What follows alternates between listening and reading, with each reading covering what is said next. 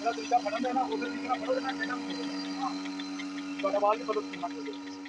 ये जाके थोड़े पास हो छोटी वाली में जाए इन्हें जाइए इसको चाहे साथ ही छोटा ड्राइवर भाई इनके साथ चलो जब ये जाए ना बीच में छोटे चला के करते हैं बात को बनाना था ये